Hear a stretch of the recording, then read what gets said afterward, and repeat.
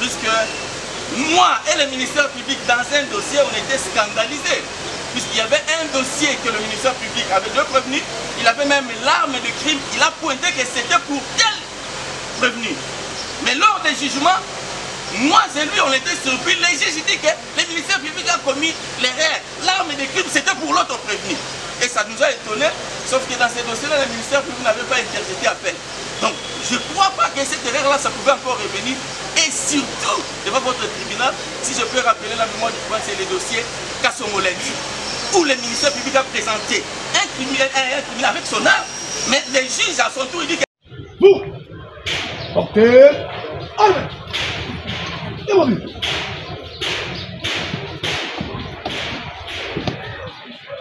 Monsieur le président du tribunal militaire de Kinshasa, mon colonel, la police d'audience est rangée pour me rendre personnel. Il vous présente que les prévenus comparaissent à l'audience dès ce jour.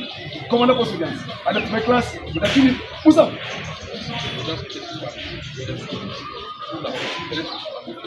Onze ans, colonel.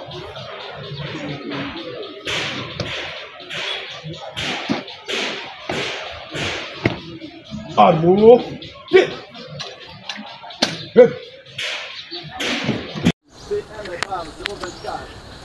En cause, l'auditeur militaire de garnison, ministère public et la partie civile, Madame Juliana Mumba. Contre les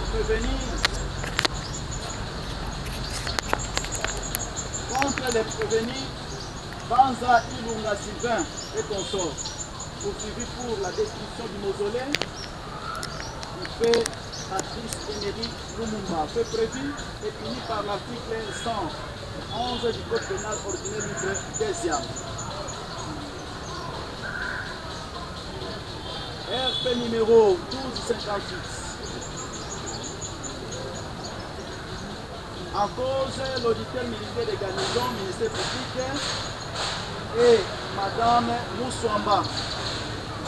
Contre les prévenus Mboma Kasereka Michel et consort, poursuivi pour viol et torture. Le prévu est puni par l'article 170 de la loi numéro 06/0 18 du 20 juillet 2006, modifiant et complétant le décret du 30 janvier 1940.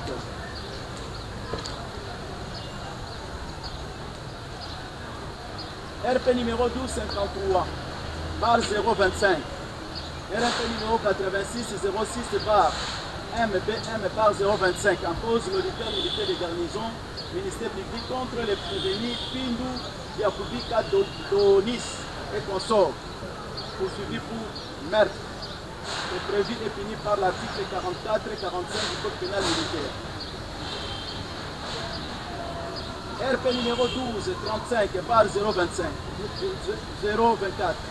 RP numéro 85 70 barre Gibel barre 024. En cause l'auditeur militaire de garnison, ministère public contre le prévenu Bioko Umba Meshak, poursuivi pour terrorisme. Le prévu est puni par l'article 157 158 du Code pénal militaire. Enfin, RP numéro 1223 barre 024, RP numéro 81 45 barre NBC barre 024. En cause l'auditeur militaire de garnison, ministère public contre les prévenus Kayungu Boyela Emmanuel, poursuivi pour meurtre, dissipation des munitions de guerre et violation des consignes.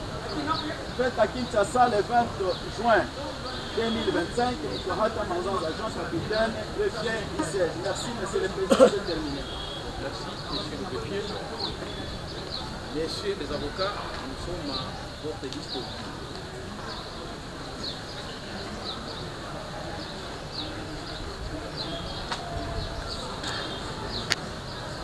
Plaise à votre auguste tribunal d'appeler l'affaire sous le RP 1247/025.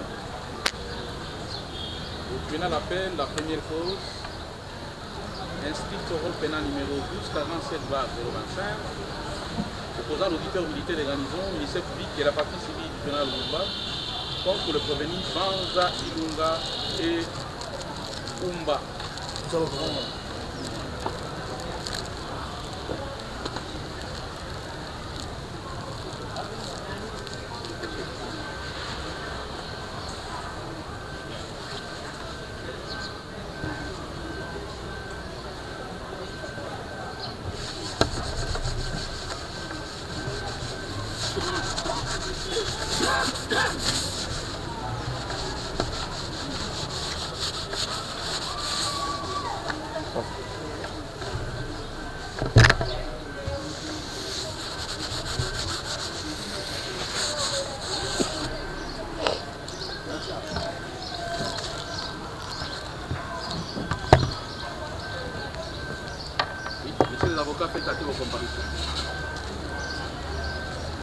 La partie civile Juliana Lumumba, comparée par son conseil habituel.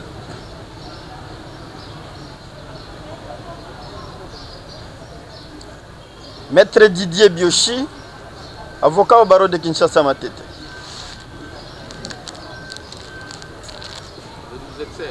Oui. Les deux prévenus comparés à personne, assistés de leur conseil, Maître Eric Falanka, avocat au barreau de Kinshasa Matete, conjointement avec l'adjudant Kakoma Fota, défenseur militaire agréé.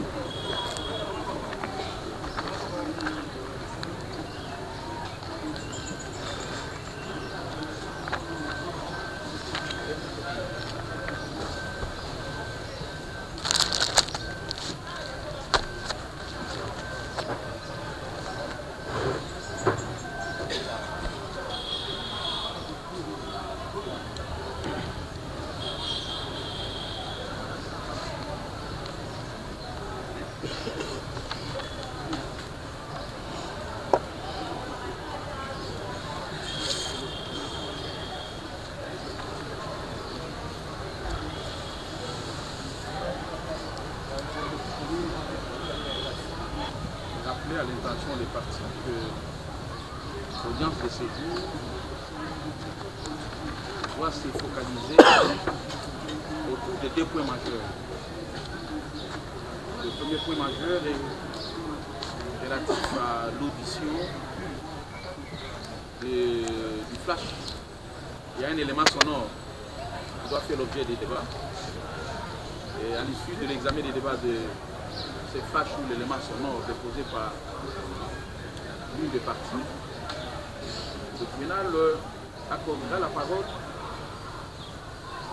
à la partie civile Julien Lumumba pour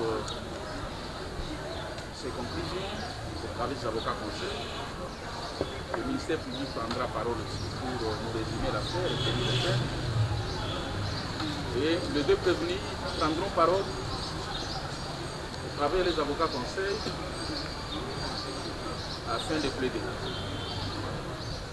Est-ce que, monsieur le greffier, avez-vous pris soin d'apporter le flash dont on a parlé dans les dossiers?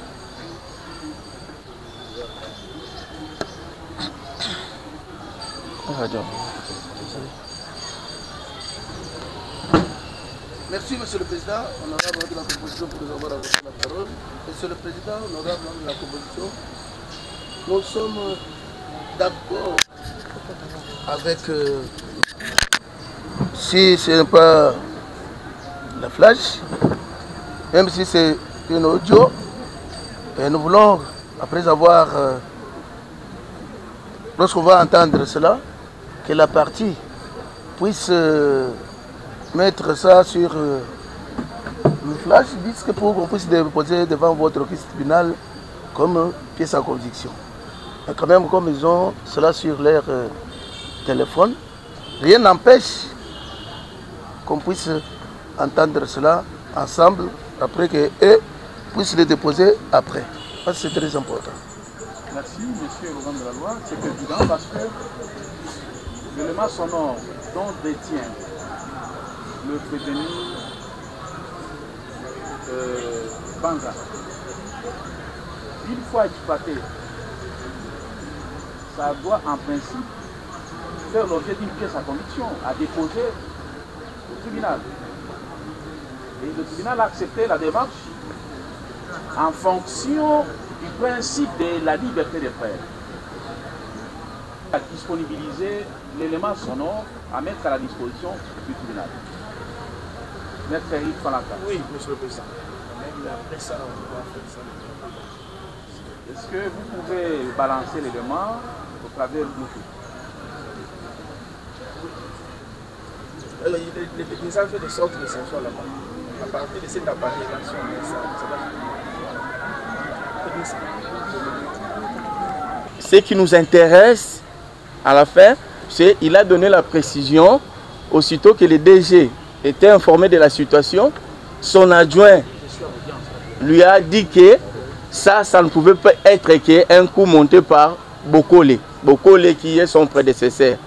Donc, vis-à-vis des prévenus, on voulait dire que ces jours-là, et même l'administration, après avoir constaté les faits, et même ils ont tenté de préciser que effectivement, ça doit avoir un problème de l'administration, entre autres les deux pouvoirs, et l'un de ces adjoints qui avait cité le nom de Bokole qui était le DG qui était avant.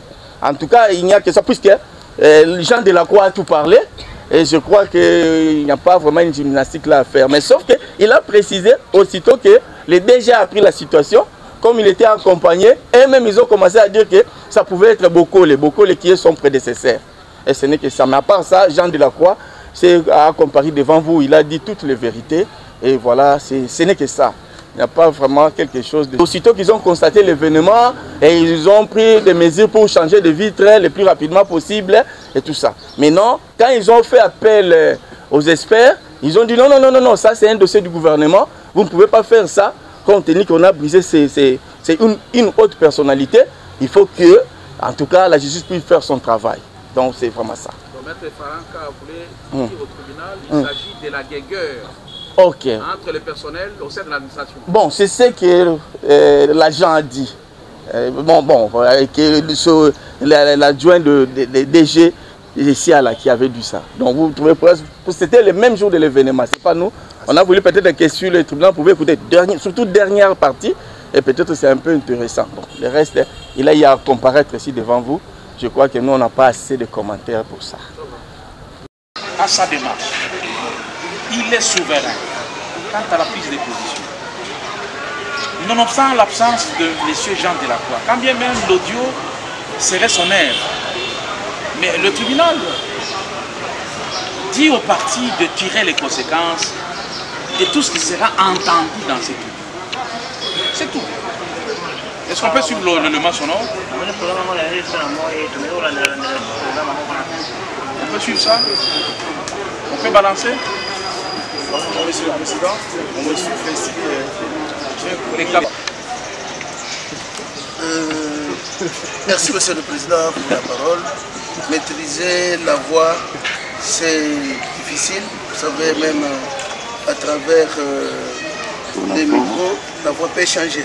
Ça va, merci. On évolue d'abord.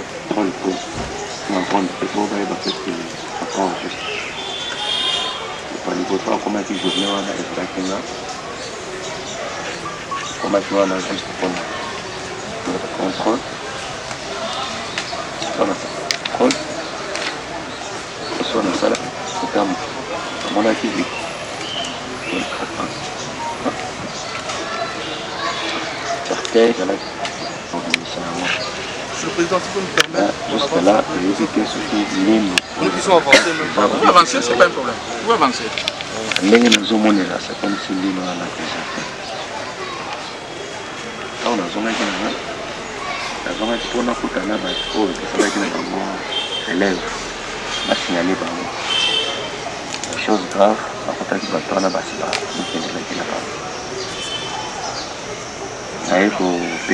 chef de service parce qu'à Zalaki, à côté de la site, on a baigné pour la signaler. Tant aux autres pétanaïs, comme une place en conteneur, baigné pour un deuxième aspect. C'est là qu'on enchaîne un deuxième aspect où il y a massage. Donc, la monnaie qui massage c'est particulier responsabilité. On va agent de sécurité, la police, avec un peu pour interroger, on dit qu'ils aient à le côté du banc à Pessiban. nde baye kobenga ye epa intendant na mokolo mpona exigence moko ezalaki wana déplacé a déplacé ayekisingaki se sala rapport nyonso na papier nde naye kozwa rapport nasali na papier oubli mpe esa nini ekoteli ye ndenge oubli ekoteli ye heure moko siko vers ba 9h quelque 9h to 10h ntango Roger aza parmi la sentinelle oyo bakengelaka mausolée akoti na site endaki tout droit ti na mausolée ntango akomi na mausolée asali mpe constant wana nde mbala moko alerte bato nyonso ekosi ntango alerte panike ekoti aza nyonso bazalaki curie ya kokende sikoyo kotala asalaki curie ya kokende kotala ntango bakomi kuna siko na mausolée nde bamosusu baprofite babandi kozwa image ekife ya kozwa image wana ehonoraki biso te wana omonaki tosotaki premier ex directeur du fait que pesa motor baja nyonso oyo baza na site ata moko te ameka kodeplace mpona mausolée aye koinstalle biso wana fait empêcher moto ata moko te akoma na mausolée. Jean Delacroix a comparé par devant nous. Il a fait les récits quasiment la même chose avec l'audio que nous avons suivi. Est-ce que les partis ont-elles des réactions autour de cet audio? Merci, Monsieur le Président, honorable membre de la composition, pour nous avoir accordé la parole. Monsieur le Président, honorable membre, nous venons de suivre l'audio. Mais ce qui a attiré notre attention, c'est lorsqu'on parle que Joël voulait, donc M. Kenda, Joël, voulait qu'on puisse remplacer, donc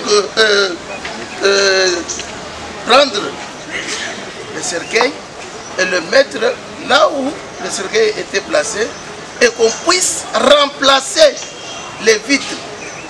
Et il a dit dans l'audio qu'on remplace les vitres vite pour effacer les traces. Pour effacer les traces. C'est ce qui est dit dans l'audio. Pour nous, c'était un plan bien calculé par ces agents. Ils ont fait cela sciemment. Et ils ont dit que non, il faut effacer les traces. Remplacer les vitres vite pour que personne ne sache. Et c'était avec quelle intention? Et vous avez entendu, ils parlent, comme ils étaient en train de discuter, que ça ne relève pas de leurs compétences. Ça ne relève pas de leurs compétences. Et on a dit qu'il faut laisser que la justice puisse venir mener les enquêtes. Mais pourquoi elle voulait cacher cette vérité-là? Pourquoi elle voulait cacher cette vérité-là? Pour qu'on remplace les vitres vite possible et que les gens ne sachent. Donc c'était un coup monté. Ils ont réussi, mais ils croyaient que non, on n'allait pas comprendre qui a fait ça. C'est pourquoi nous disons, Monsieur le Président, honorable homme de la composition, c'est un coup monté par ces gens-là. Je crois que ensemble, s'ils ont utilisé les éléments de JR pour faire cela, ou bien ils ont fait ça comme Jean Delacroix. Il vous a dit ici que Joël disait qu'aller là-bas pour charger les éléments de JR. Ils ont dit ça. Aller là-bas pour charger les éléments de JR. Donc, Monsieur le Président, honorable membre de la composition, il y a à boire et à manger. Pas Parce que les autres peuvent être que les simples exécutants. Mais on voudrait entrer aux profondeurs pour connaître. C'est lui qui a orchestré, qui a organisé cela. Et pour quel but, Monsieur le Président, honorable homme de la composition? Pourquoi ils ont fait ça? Et lorsqu'ils disent que non, allez là-bas pour charger les éléments des JR. Pour nous, nous disons que Joël, il est pour quelque chose.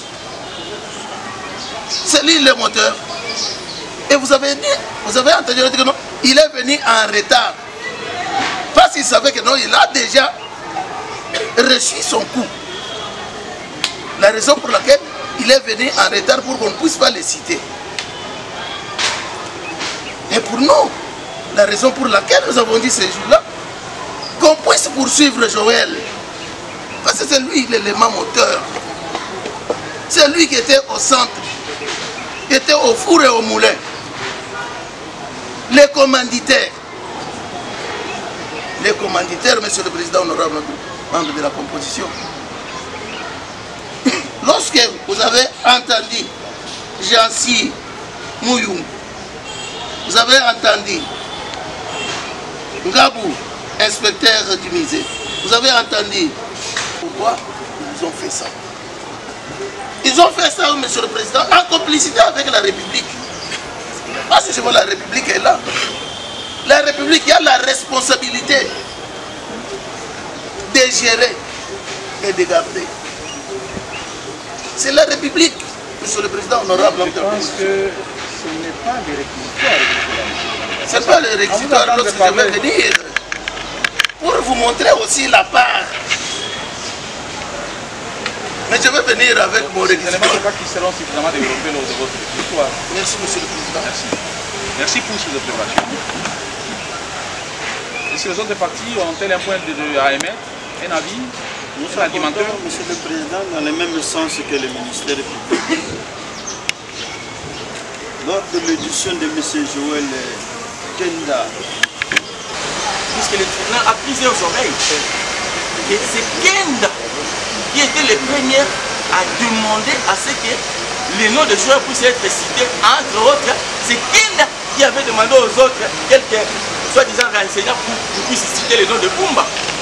Mais en réalité, après avoir le tribunal écouté tous les témoins, entre autres la présence des DGR, je ne crois pas qu'on peut encore continuer à croire à ces mensonges. Si par hasard, par erreur, le ministère public arrive à insister que les jurés étaient là, nous demandons à votre tribunal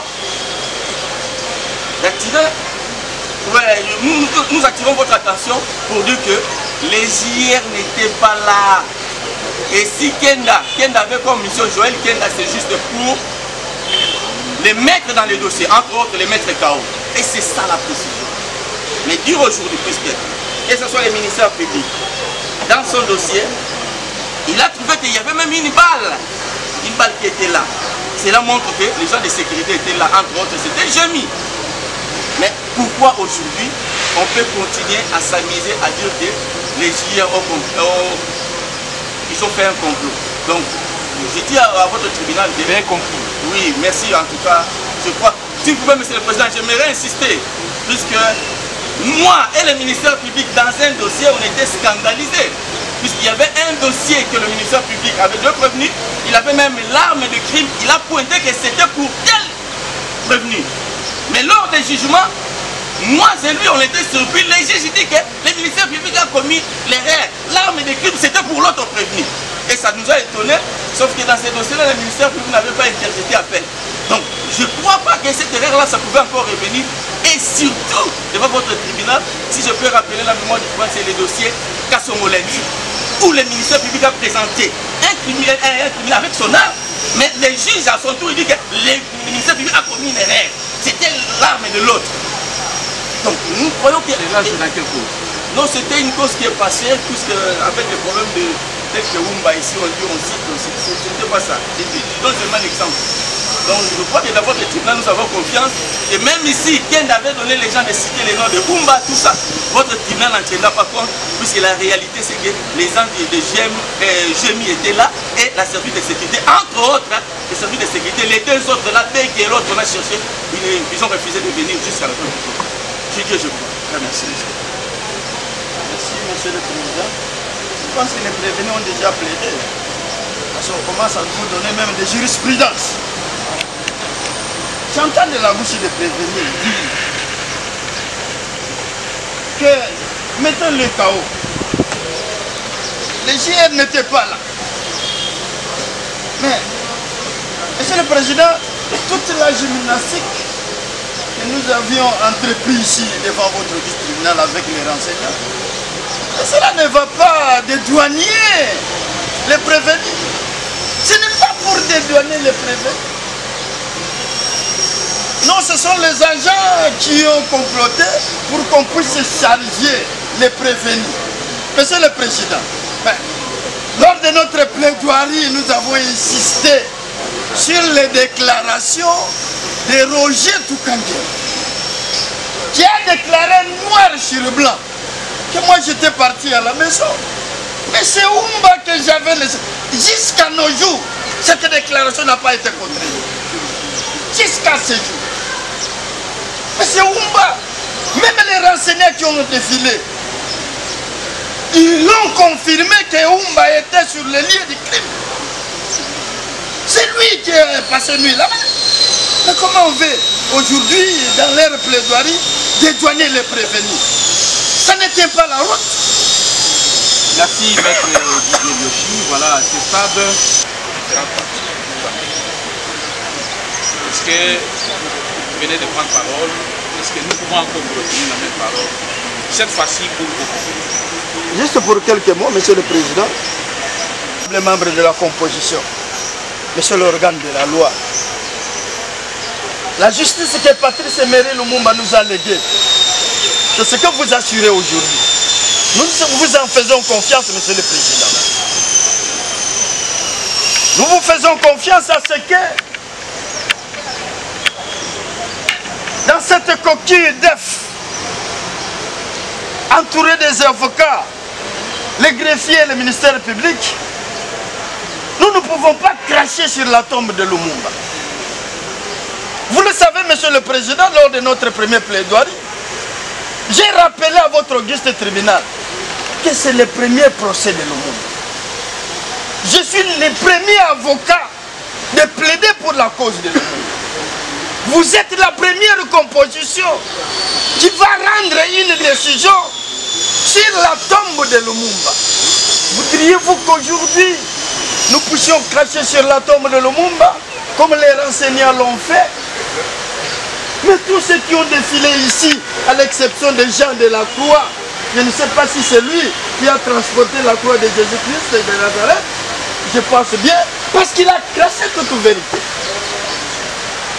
Et c'est à prendre en considération, monsieur le Président. Vous allez vous méfier, monsieur le Président, de toutes les déclarations des renseignants. Mais ce sont des fausses déclarations. C'est pourquoi nous insistons que le ministère public, l'organe de la loi, puisse user de son pouvoir à poursuivre ces gens-là, même après ces procès. Notamment Joël Kenda, notamment Siala Siala. Le ministère public a son pouvoir. Pourquoi les laisser libres et partir? Monsieur le Président, ces gens-là qui vont se taper la poitrine, le ministère public ne dépend pas de vous. Monsieur le ministère public, à ce niveau-là, le divorce risque de se déclencher entre le ministère public et la partie civile. Nous voulons que ces gens-là soient aux arrêts. Mais voilà, monsieur le Président, Patrice Emery Lumumba, aujourd'hui, son dossier est vraiment ouvert, déjà ouvert au niveau de la Belgique. Mais pourquoi Patrice Emery Lumumba, que les autres sont en train de commémorer dans son pays, on est en train de cracher sur sa tombe? Pourquoi?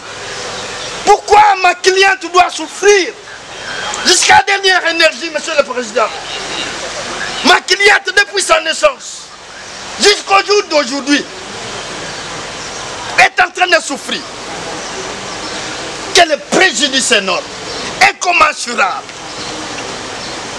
Comment réparer ce préjudice? Cette république qui est en train de nous suivre, Monsieur le Président, a craché sur la tombe de Lumumba. Cette république, je ne sais même pas si elle va prendre parole au jour d'aujourd'hui. Voilà, on est en train d'engager même des irresponsables qui dénient même les arrêtés, les communiqués officiels. Mais j'ai avec moi ici, je voulais même entrer en contact avec le communiqué du ministre de l'Intérieur. Et qu'est-ce que ça va avec le ministre qui a la responsabilité du ministère de la Culture et du Patrimoine?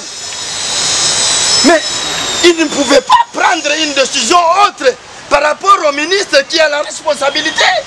Ça ne passe pas. Monsieur le Président, le mausolée de Patrice Emery Lumumba, depuis qu'on a ramené sa relique dans notre pays, n'a jamais été géré par la fondation Patrice Emery Lumumba. C'est dit Joël Kenda qui s'est pour la patrie aujourd'hui. Mais c'est lui qui perçoit le dit au physique de Patrice Emery Lumumba. Arrivé devant votre justice tribunal pour besoin de la cause, pour ces douaniers, des douaniers, il décline la responsabilité. Et vous venez de dire, qui ne va réparer? Nous pensons que l'État va pas côté, que ce soit la République, et par ça, les membres, le ministère, il y a la responsabilité de la culture et du patrimoine avec des gens. Oui, qui a voulu juste se dédouaner pour besoin de la cause, jusqu'à méfier même l'arrêté ministériel, les décrets plutôt, mettant en cause les décrets qu'il a niés. Il ne pouvait pas passer outre.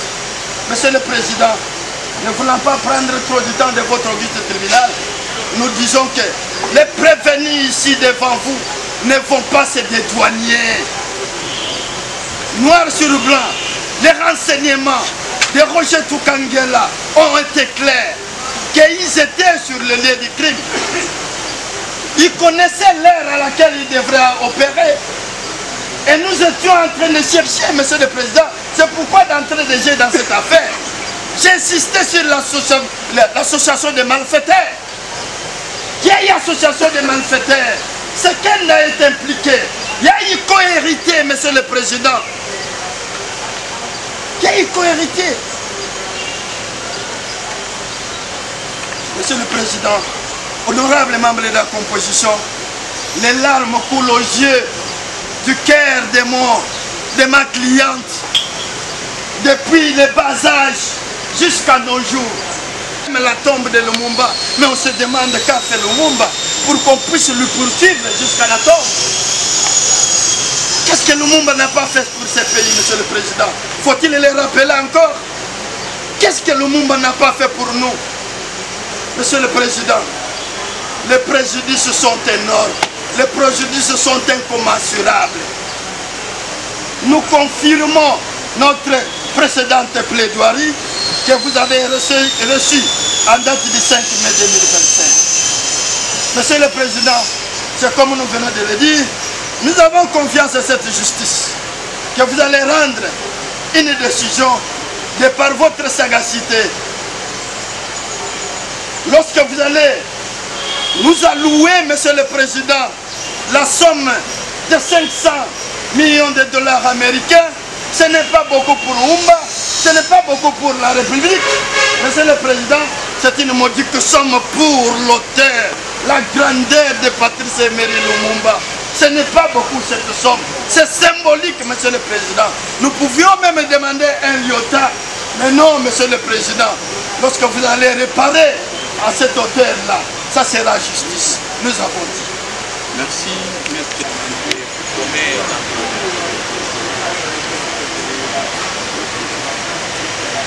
Présent, messieurs, le grand de la droite, vous avez la parole pour nous présenter pour l'équipe. Nous avons rappelé la parole. Nous ne serons pas longs dans notre histoire. Et nous vous disons, Monsieur le Président, tel que Kenda vous a menti ici devant votre tribunal, c'est ressemblable au Monsieur le Président honorable de la composition de la République. Si vous regardez la République tel qu'il s'est habillé devant votre tribunal, montre ce qu'il est. Le même mensonge de Oumba et le même mensonge de Kenda. Est-ce que l'avocat, si vous regardez les avocats ici devant votre tribunal, les rabats, c'est comment? Mais la République se présente devant votre tribunal avec le fait duplicataire. Monsieur le Président, voilà les mensonges pour vous montrer que la République et ses prétendus déjà engagés par la République pour gérer les misères. Et nous vous demandons, Monsieur le Président, avant que la République prenne les paroles, qu'il s'habille correctement. On ne peut pas venir mentir votre tribunal. Je ne sais pas comment vous allez leur donner la parole, Monsieur le Président. Est-ce que ça c'est les rabats, Monsieur le Président? Duplicataire. Une vraie duplicataire, Monsieur le Président honorable. C'est vrai que j'étais dans les embouteillages, tous mes députés sont quand même restés, je me suis dit qu'ils reviennent, donc c'était quand même le dernier jour. Mais pour essayer quand même d'apaiser le ministère public, il n'y a aucune disposition légale, je vous dis, parce que je vous dis que le rabat doit être en tissu. La loi vous dit l'avocat doit être habillé en tôle et la couleur noire. Je ne suis pas en couleur rouge non plus, je ne suis pas non plus en couleur verte. C'est que, en tout cas, je suis bien habillé, mais c'est seulement pour des raisons qui me sont personnelles. Voilà pourquoi ces gens qui mettent ça comme à titre de rabat, qu'ils puissent s'apaiser, qu'ils restent dans les réquisitoires, ça va pouvoir nous aider. Nous avons dit. Merci. Monsieur le Président, honorable de la composition, ça c'est le manque du respect. Il n'a pas fait expressement. Il a fait expressement. S'il avait fait, s'il n'avait pas fait expressement, il allait demander à ses collègues. Oui, Monsieur le Président. Merci, Monsieur le Président, honorable membre de la composition. Nous sommes maintenant contents d'avoir la République qu'on va demander la condamnation, comme il vient de s'habiller. Il a reconnu sa faute, telle que M. Siala aussi avait reconnu. Mais M. Siala est passé aux aveux devant votre. Merci. Le tribunal prend acte de vos réquisitions et vous promet d'en délibérer. À présent, on accorde la parole aux prévenus au travers de leur plaidoyer. Merci les honorés membres de la composition et nous remercions encore une fois l'organe de la loi. Monsieur le Président, vous allez constater que l'affaire que nous sommes en train de traiter ici, c'est une affaire qui concerne une haute personnalité de l'Afrique, voire même dans le monde. Et raison pour laquelle ces dossiers méritaient une analyse objective et subjective pour que la décision que vous allez prendre puisse être vraiment l'œuvre du droit. Monsieur le Président, cette affaire a été plaidée, mais lors de notre plaidoirie, nous avons donné des révélations. Premièrement, pour dire que le dossier n'a pas bien été traité au parquet. Les patrons de l'action publique avaient traité ce dossier avec légèreté. Ce qui a fait de sorte que, une fois il avait saisi votre tribunal, le tribunal à son tour était obligé de faire un effort. Effectivement, nous remercions le tribunal, malgré tout le temps qu'il a pris, mais il a fait un effort pour avoir une idée sur les dossiers.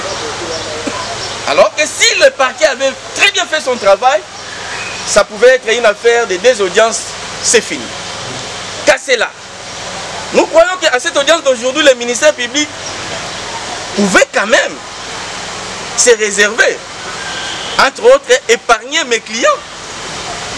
Mais partiellement, il a épargné le capitaine Banza. Nous le remercions de plus. Mais il est resté toujours avec l'adjudant Oumba. C'est là où la guerre continue. Monsieur le Président, je ne peux pas aborder les droits. Rapidement, j'ai promis que je vais me rallier à ce que j'avais plaidé bien avant. Ce qui se passe dans ces dossiers, c'est d'abord l'historique.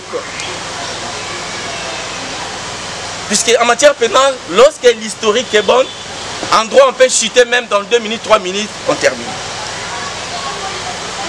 Vous allez comprendre que c'était en date du 17 au 18 novembre 2024 vers la nuit, on avait brisé les vitres de l'entrée du mausolée et renversé les cercueils au sein duquel était gardée la relique du fait Patrice Emery Lumumba. Nous avons précisé à cette date-là, mais qu'il y a ici, ne travaille plus là-bas. Point barre. Nous avons donné des révélations que à cette date-là, entre les gens qui travaillaient là-bas, la preuve en est qu'aujourd'hui, après avoir fait défiler tout le monde, il y a quand même l'audio que vous avez écouté, que si on avait brisé les vitres, il y avait un conflit.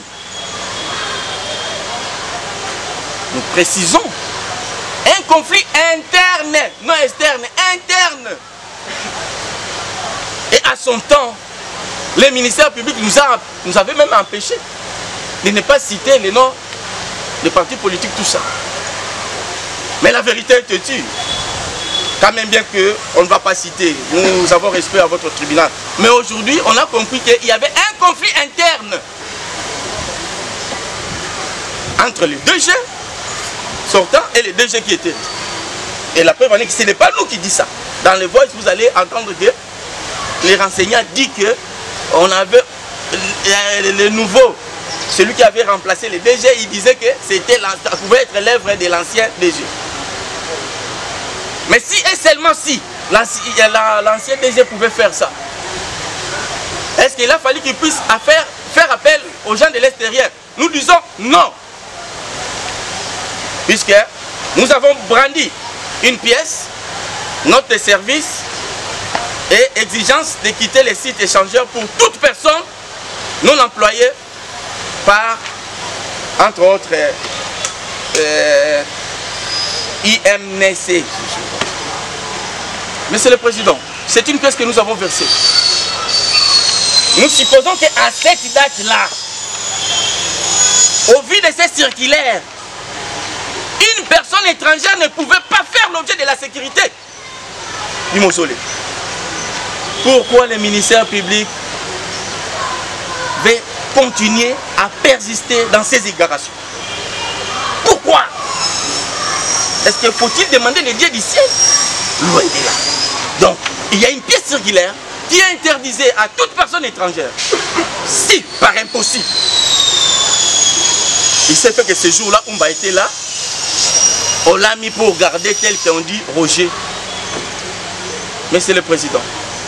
Qui est Roger? Le numéro 1 du mausolée dit qu'il ne connaît pas Roger. Le numéro 1. Il dit qu'il ne connaît pas Roger. Le numéro 1 du mausolée, il dit que c'est lui qui avait demandé qu'on puisse chasser les gardes républicains. Et il a dit que il avait saisi le général et puis le général a donné l'ordre. Alors c'était que des fausses informations puisque nous faisons grâce de ne pas... C'est lui. Mais à la question de savoir, vous les avez remplacés par qui? Il n'avait aucune réponse. Il dit qu'il y avait seulement les agents de sécurité.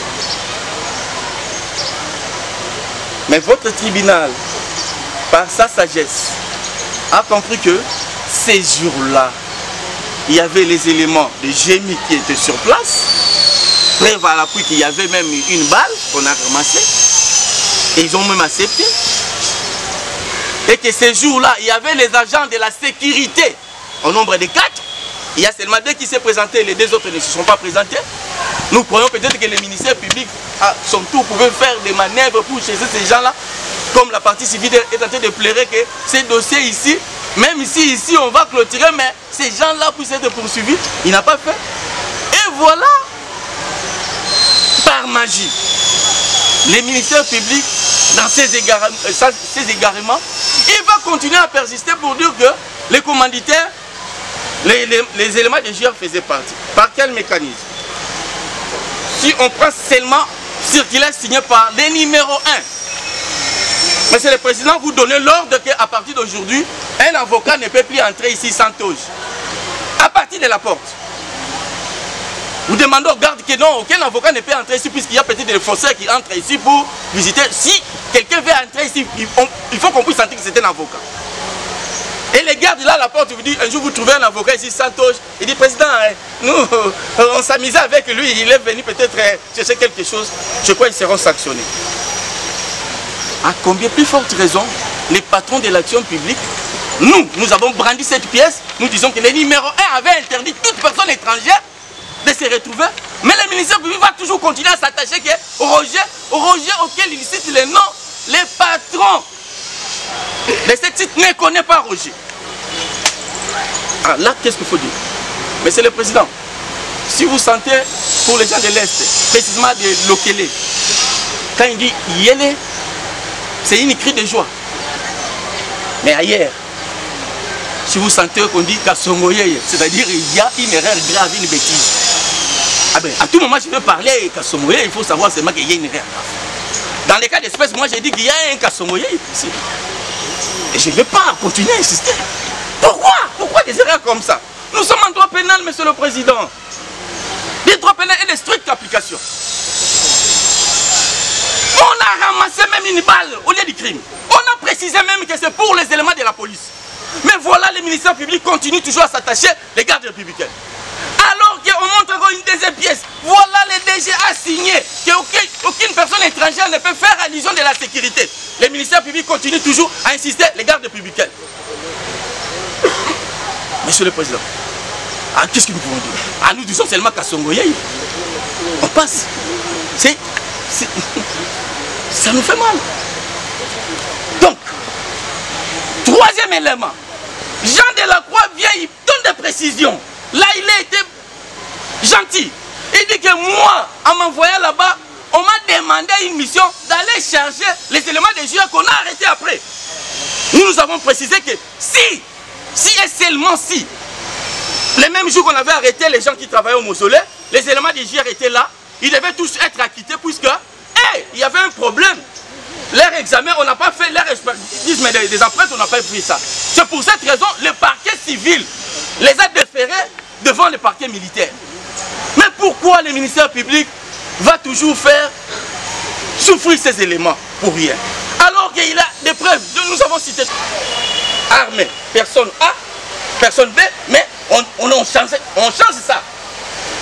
C'est une jurisprudence que nous avons vécu ensemble avec lui. Qu'est-ce que Oumba a à voir dans cette affaire? Mais néanmoins, pour vous donner un peu de lumière, nous serons à notre aujourd'hui de la part. Comme nous sommes à deux,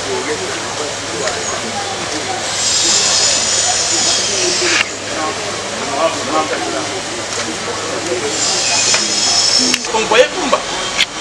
Mais ces jours-là, la nuit, ça c'est une conspiration de Kenda. Et d'ailleurs Jean Delacroix l'a démontré. Les ministères publics, avec ses deux oreilles, il a suivi ça. Pourquoi il va continuer à s'acharner contre lui? Monsieur le Président, il est fondamental de rassembler toutes les preuves. Et les témoignages pour établir un dossier solide en faveur de l'innocence de nos clients qui ont eu le temps de passer par devant le ministère public Et aujourd'hui, le tribunal s'est rendu compte, à toute verdicité, que nos clients sont des innocents. Nous demandons au tribunal et nous sollicitons vers vous et par devant vous que Monsieur le Président, même au jour d'aujourd'hui, même présentement là quand nous en sommes, vous pouvez nous faire une grâce de laisser nos clients qui sont des innocents, parce que les témoins ont eu à fréquenter, à défiler par devant vous. Et vous êtes un tribunal très professionnel. Et vous avez compris combien de fois nos clients sont en train de piriger et être dans une situation mélancolique, extravagante, pour une cause qui ne sont pas responsables et qui ne sont pas même auteurs. Nous avons dit notre réponse. Le tribunal prend acte de votre plaidoirie et vous promet d'en délibérer. La République du Congo, vous avez la parole. Présentez vos moyens de défense. Merci Monsieur le Président pour la parole que vous avez accordée. En tout cas, Monsieur le Président, je serai vraiment très bref, le plus possible. Je serai vraiment en tout cas très succinct. Nécessairement, d'entrée de jeu, je réitère dans mes conclusions, dans ma plaidoirie précédente. J'ai conduit les moyens. Nécessairement, j'aimerais juste préciser à votre vice-tribunal ceci. Monsieur le Président, parfois la République, dans ces dossiers, dans cette cause, la République est en train de pleurer, si je peux dire en ces termes. Pourquoi? Parce que quand je suis en train de voir les prévenus, ce sont des pères de famille, ce sont des responsables qui sont en train d'être victimes à cause d'un parquet qui n'a pas pu être à la hauteur de ce qui lui a été donné comme tâche, Monsieur le Président. Sous d'autres cieux, j'ai dit bien sous d'autres cieux, parce que dans notre droit, il n'est pas permis, sous d'autres cieux, un ministère public, permettez-moi le terme, aussi négligent dans cette cause, pouvait faire l'objet de poursuites judiciaires.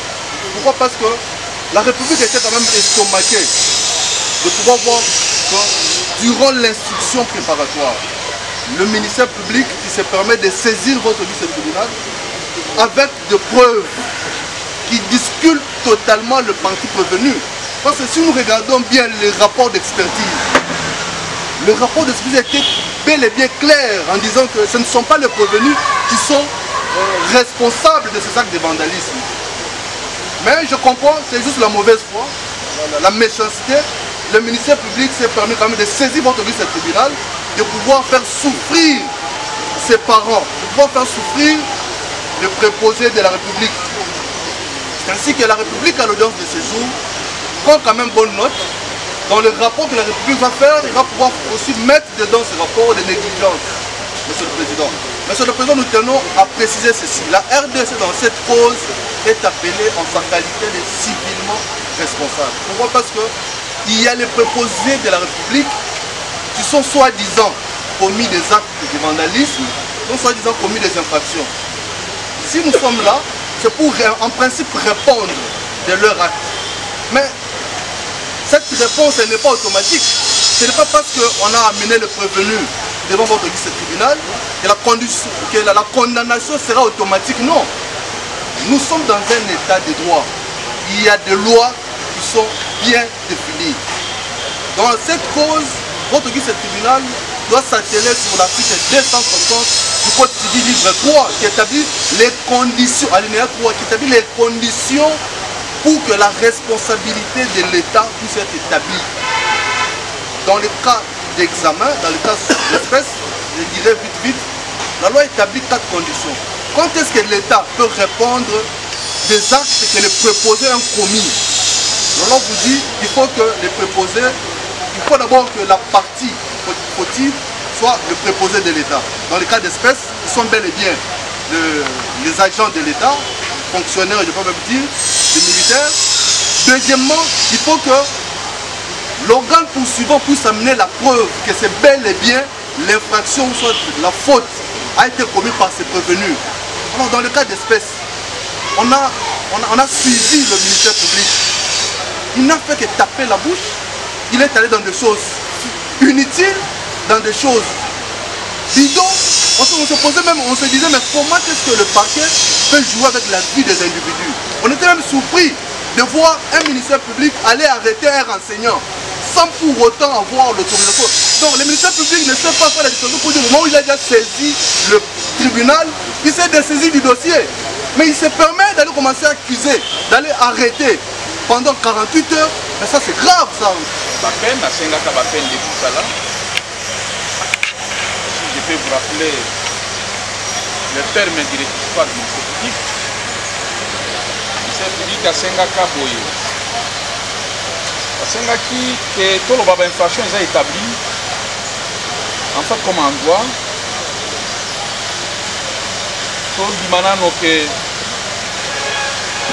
tribunal et ça la droit n'a pas intérêt civil ou partie civile à Tsengi et va condamner Bino une année pour la destruction méchante et pour la violation des consignes 5 ans. Et l'avocat Nabino alors l'infraction est alliée stabilité parce que Bino bo sali et le comme côté preuve ezali pété ya kolobete Bino batu bo bebisaki to bo bukaki mausolée pe bozui relite tolino ya premier ministre Patrice Emery Lumumba. Donc l'avocat na Bino basengi que ba quitter Bino. République pe azui maloba Bino. En tout cas infraction mon côté est allié établi contre lui et qu'il y a lieu bâti Kabino et puis la République est à la mise hors cause parce qu'il n'y a rien à vous reprocher. Alors Malobasuka, tous autres personnes à Bino.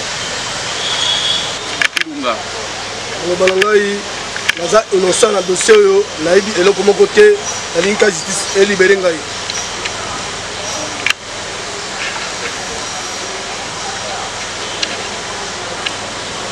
Messieurs les greffiers et acteurs qu'à la parole accordée en dernier son innocence et sollicite du tribunal désaillant son acquittement. Prévenu Ilunga et plutôt Umba Moulangali, Moulunga Ali. Mon colonel. Malobasuka. Conscience. Alikamboyo na yebi ya lokote. Wakozi batina kuna na mitindo, kuna kuna na mitindo. Nasa innocent na alikamboyo. Na sengi na tribunal et libéré na l'État de l'État Moussala. À l'instar de son co-prévenu, capitaine Banza, l'adjudant de première classe, Oumba clame aussi son innocence. Le président déclare le débat clos. Et le tribunal prend l'affaire en délibéré pour rendre la décision, le jugement. Aujourd'hui, nous sommes le 23. Le lundi prochain, c'est un jour commémoratif pour l'accession de notre pays à la magistrature, en fait à l'indépendance, à sa souveraineté, donc le 30 juin. C'est un jour férié auquel le jugement ne peut pas être rendu. Donc nous devons renvoyer cette cause pour son prononcé du jugement. Donc le lundi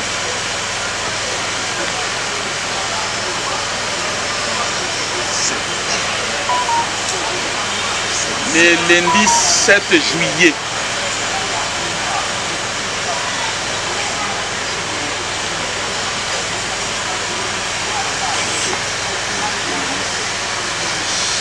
Donc cette cause va être suspendue pour être reprise le lundi 7 juillet afin que le jugement soit rendu en cassé.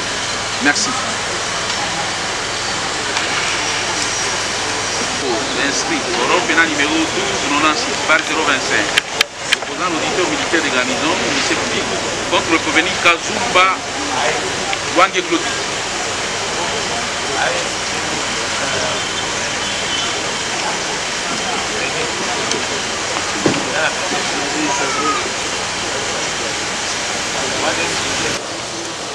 Je suis avocat Mwambi, MWAMBI, avocat au barreau de Kinshasa, Matete de l'Équateur. Défense conjointe avec maître... Défense conjointe avec maître Charles Hugues Mongema. Hugo Hugues. Charles Hugues. Oui, c'est ce que j'ai dit. Hugo Hugues Mongema.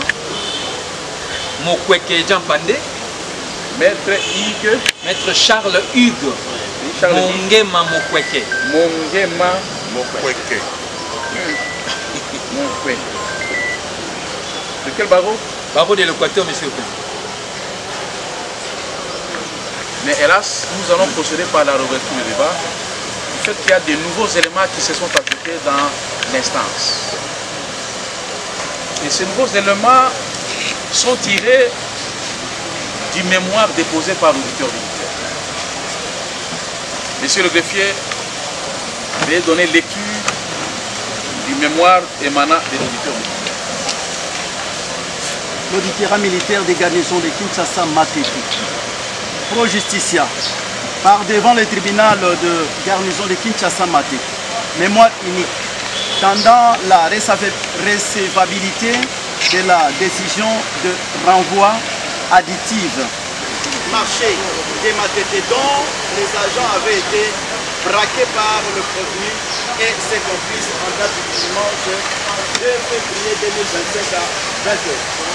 Entendu qu'à la fin de l'instruction, nous avions reconnu à charge du prévenu et ses complices les préventions d'associations de malfaiteurs pour la main armée, meurtre, et c'est par omission que le secrétaire leur charge.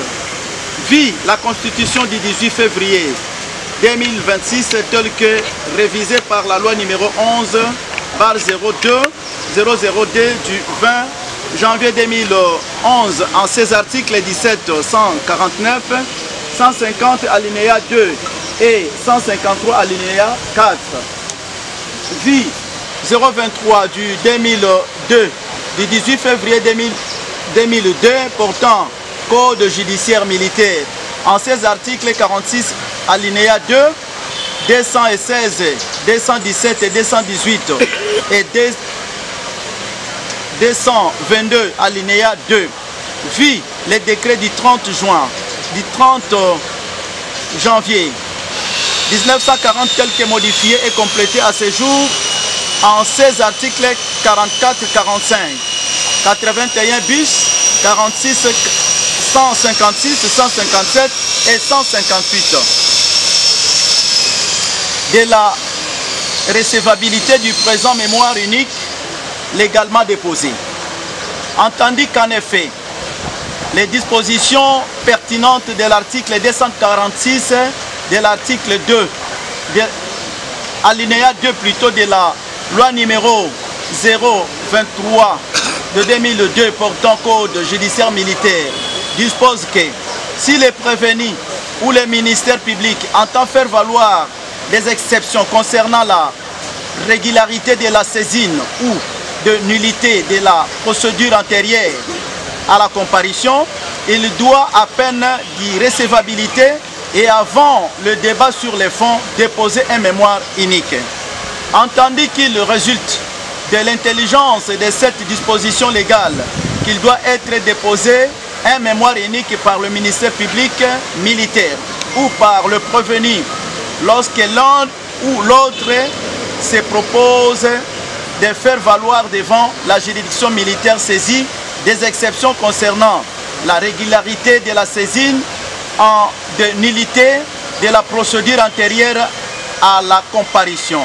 Entendu que le législateur pénal militaire subordonne la recevabilité de cette catégorie des exceptions par le dépôt d'un mémoire unique in limine litis, c'est-à-dire avant toute défense au fond ou avant le débat sur le fond de la cause. 2. De la pertinence du présent mémoire unique.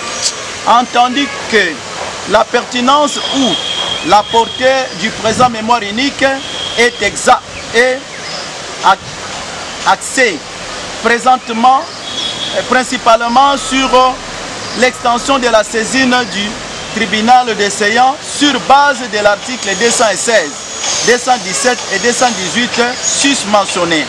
Par ces motifs, plaise au tribunal militaire de garnison de dire recevable le présent mémoire unique déposé des droits dans le respect des formes édictées par les dispositions de l'article 246 alinéa 2 de la loi numéro 023 du 2002 du 18 novembre 2002 portant code judiciaire militaire et d'accepter la décision de renvoi d'additive annexée à la présente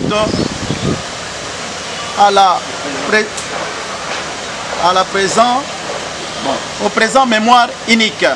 Mbouy Mukendi Perdi, capitaine, magistrat, auditeur militaire des garnisons de Matete. Merci, Monsieur le Président. Je termine. Monsieur le greffier, est-ce que l'auteur du mémoire unique peut-il développer de manière ramassée ces argumentaires dont lecture vient d'être faite?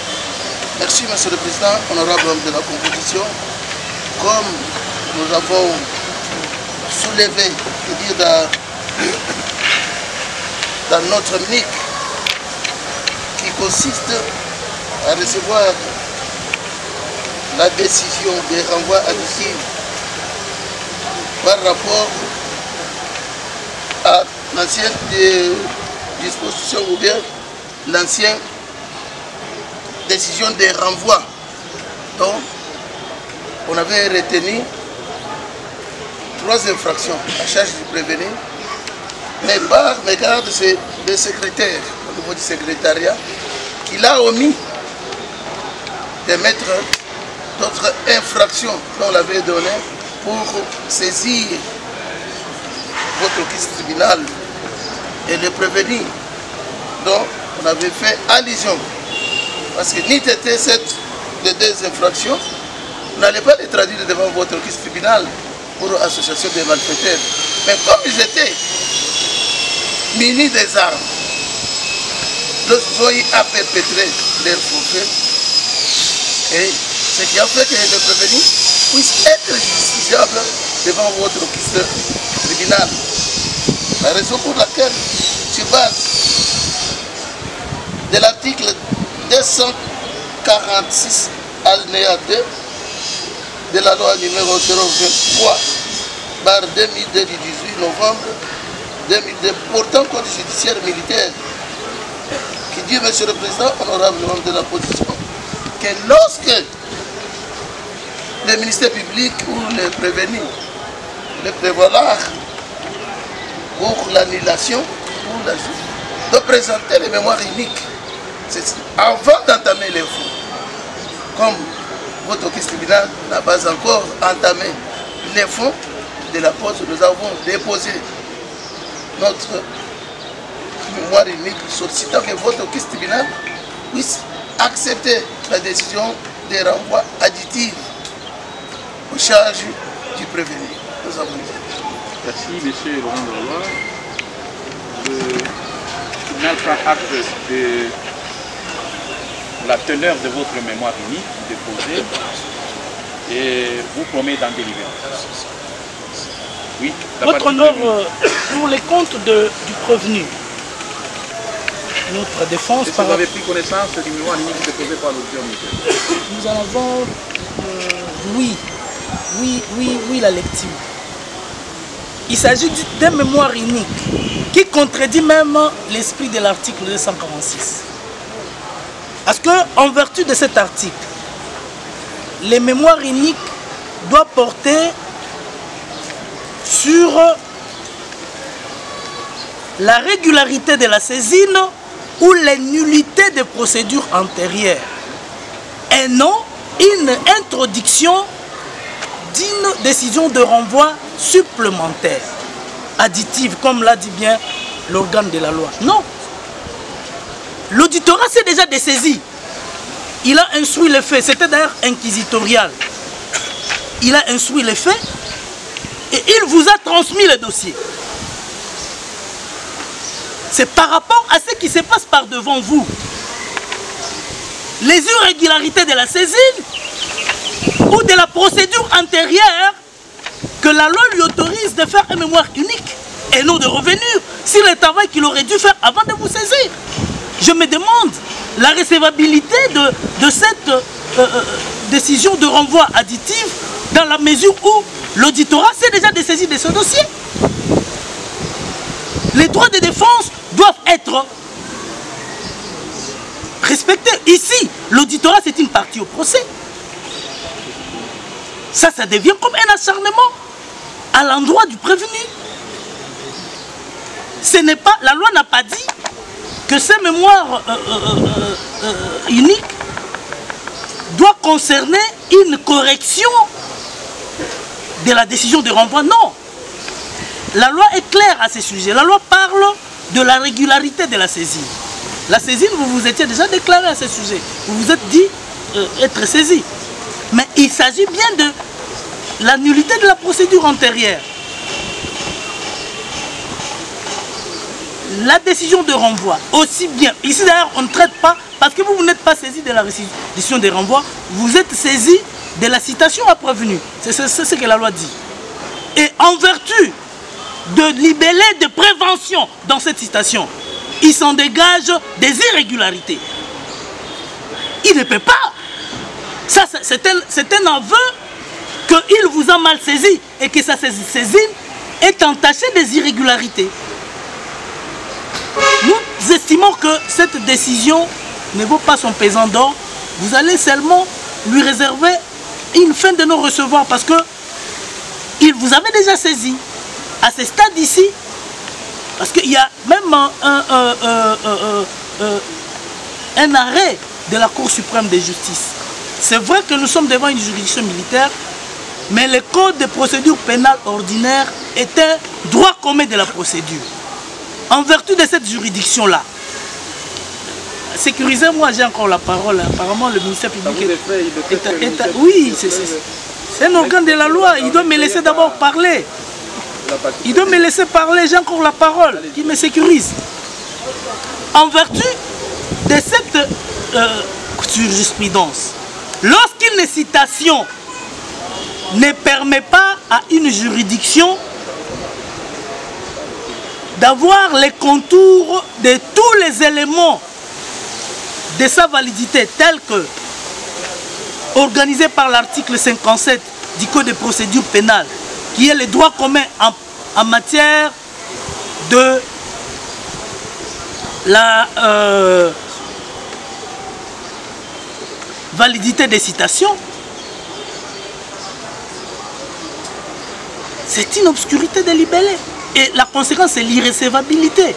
Et puis, ce n'est qu'un mémoire unique, une décision de renvoi additive. Ce qui suppose quoi? C'est que le tribunal n'est pas encore... Parce que pour qu'il y ait... que vous puissiez statuer ici, il faudrait que sur cette base de cette décision de renvoi additive, qu'on prenne une citation pour que mon client soit avisé. La décision de renvoi, c'est la même chose avec la requête aux fins de fixation de date d'audience. Ça ne saisit pas la juridiction. L'unique exploit qui saisit la juridiction, c'est la citation.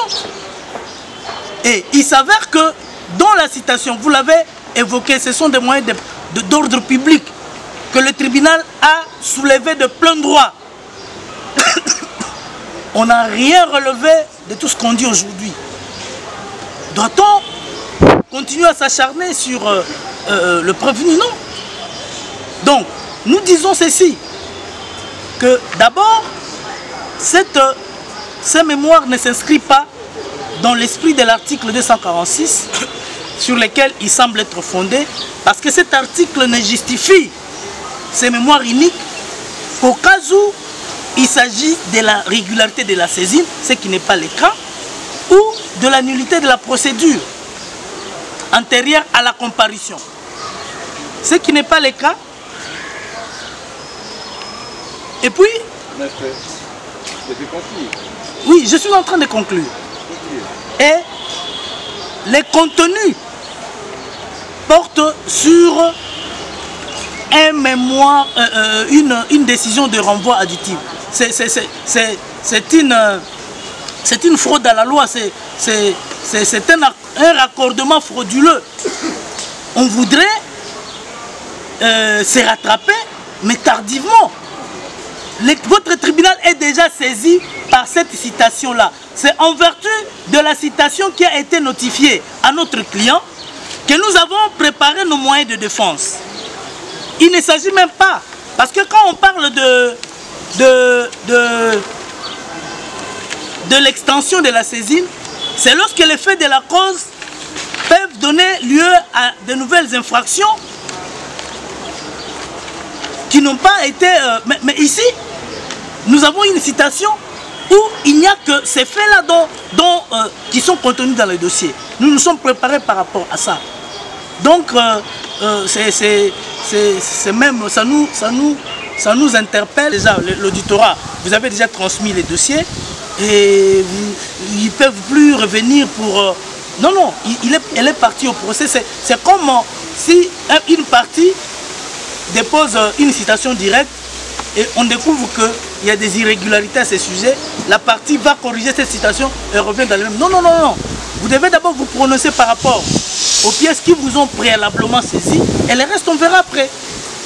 Unique parce qu'elle viole la loi et ne rentre pas dans l'esprit de l'article 246. Nous, notre intervention va dans le sens contraire par rapport à l'argumentaire que venait de développer tout à l'heure la partie prévenue par le touchement de... La partie civile au Kéchou. Et c'est la partie civile qui prend la parole. Allez. Je disais que notre point de vue va dans le sens contraire par rapport à l'argumentaire que vient de développer la partie prévenue. Pourquoi je l'ai dit? La partie prévenue soutient que votre tribunal est saisi par la citation à prévenir qui lui a été notifiée. Et cette partie se fonde sur les dispositions de l'article 57 du Code de procédure pénale ordinaire pour pouvoir solliciter l'irrécevabilité de la décision de renvoi additive déposée par l'organe de la loi. J'aimerais faire comprendre à la partie civile, la partie prévenue, que les modes de saisine de juridiction militaire sont différents de ceux des juridictions ordinaires. Les juridictions militaires, en vertu de l'article 214 du Code judiciaire militaire, sont saisies par voie de tradition directe ou par décision de renvoi émanant de l'auditeur militaire près la juridiction compétente. Donc, devant une juridiction militaire, il n'y a que ces deux actes. Tradition directe, décision de renvoi, qui permettent la saisie d'une juridiction militaire. En dehors de ces deux actes, il y a la comparution volontaire, considérée comme le troisième mot. Mais devant les juridictions ordinaires, vous avez la citation à prévenir qui est l'œuvre du ministère public, ainsi que la citation directe qui est l'œuvre de la partie lésée ou de la victime. L'organe de la loi qui a eu à instruire ces dossiers dans son office venait tantôt de vous dire, il y a eu une advertence au niveau du secrétariat lors de la saisie de la décision de renvoi qui avait été transmise par devant votre auguste tribunal, qui doit saisir votre tribunal à l'égard du prévenu. Et l'organe de la loi ajoute, après vérification de la décision de renvoi, il s'est rendu compte que certaines préventions par lui retenues dans le projet de décision de renvoi ont été émises par le secrétaire qui a saisi cette décision de renvoi. C'était émise ou omise? Omise, pardon. Omise par le secrétaire qui a saisi la décision de renvoi. Voilà pourquoi il s'est permis de rédiger une décision de renvoi additive pour pouvoir compléter la première qui a été antérieurement déposée. Moi, je ne m'aimerais pas me fonder sur certaines dispositions légales Parce que je sais que le juge que vous n'êtes pas saisi des dispositions légales. Vous êtes saisi des faits. Et il vous revient à vous, juges saisis, de pouvoir donner les droits aux partis en évoquant les dispositions légales. Certes, je peux aller dans le sens de la défense du...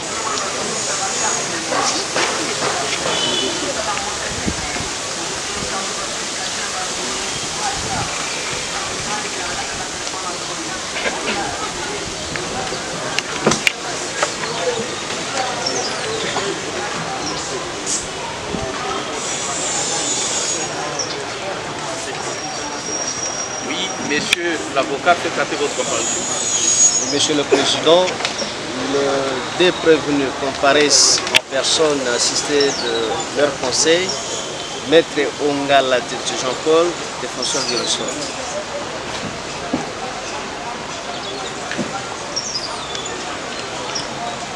Dans cette cause, le tribunal devait entendre un renseignant, le commandant du camp. Est-ce que tu es présent parmi nous, le commandant du camp?